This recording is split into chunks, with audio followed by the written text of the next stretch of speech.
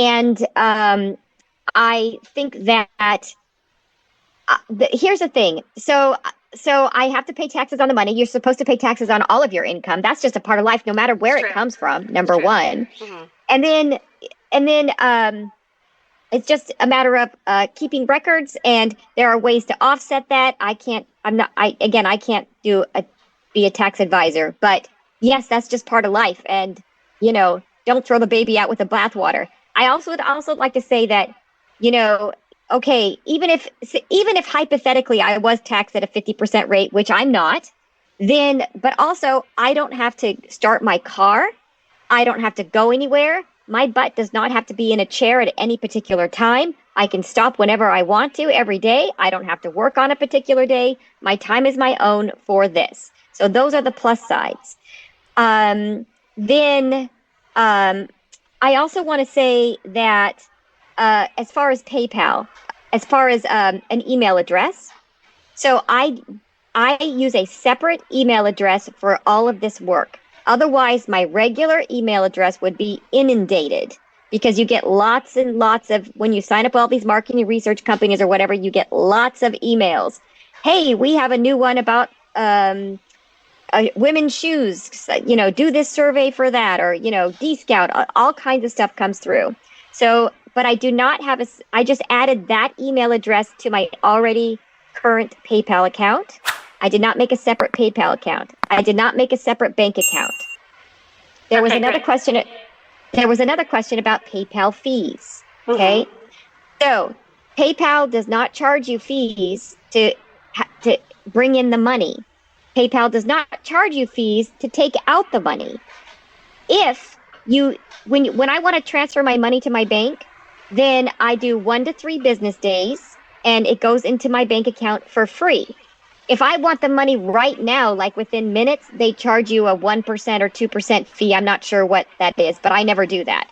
Right. So I don't incur any PayPal fees whatsoever. Do you have to look office ready, or can you be in your PJs and curlers?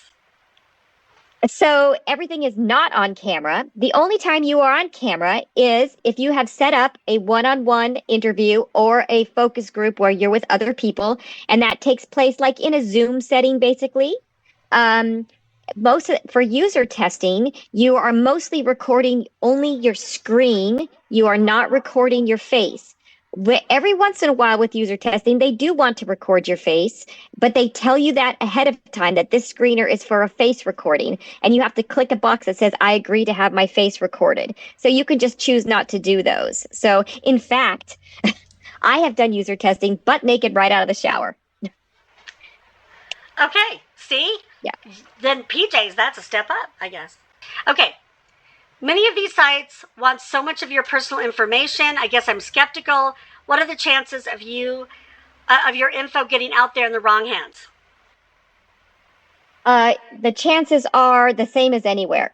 There's data breaches everywhere. So I'm not giving them I'm never giving them my social security number.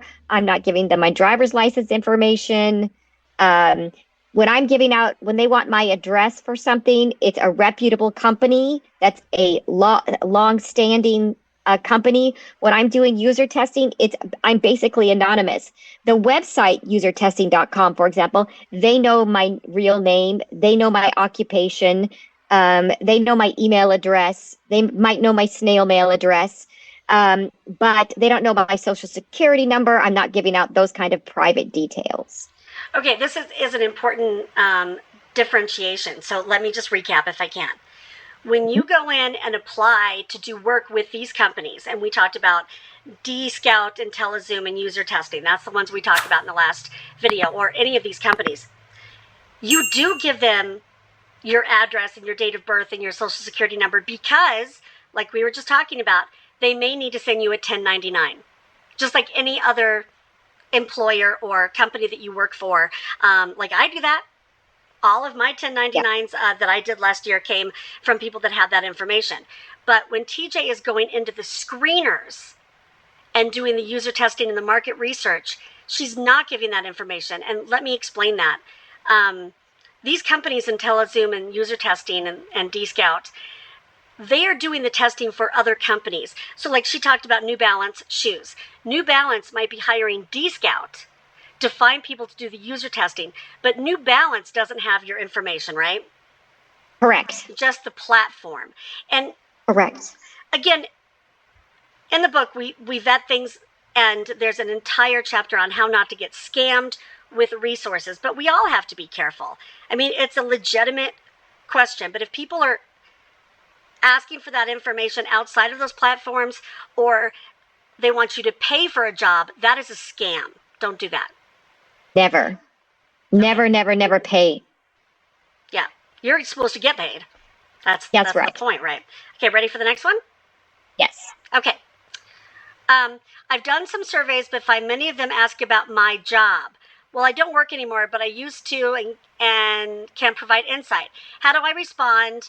And we kind of touched on this before, but go ahead. Yes. So I recommend that you are the profession that you have always been, even if you aren't currently doing it. And when I retire in just 193 days or so, I will continue to say that I am the profession that I have done for the last 30 years. Yeah. Okay, great. Yeah. Next question. Is it necessary to put in your age on D-Scout? I believe they ask it in the profile. And some screeners ask for your age and some don't. But I believe in your profile, you do. Mm-hmm. Yeah. Yes. And again, I mean, you guys, they're going to see on D-Scout, they're going to see how old you are, really. right? Because it's on camera. Yeah, you're testing apps, you're testing websites to see if they're user friendly. That's what it is. So they're gonna see you guys. But again, not all the jobs have anything to do with your age. Correct. Just some they of just them want do. they want people who drink Coca-Cola, not necessarily a specific age. Sometimes they do want a specific age, but sometimes that doesn't matter. Yeah. So, and that has to do with the company that they're doing the work for and what demographic they're trying to market to. That's all that correct. is. It's not discrimination. Okay, next question. God, I'm glad someone has figured out how to work the system. But when you get told several times that you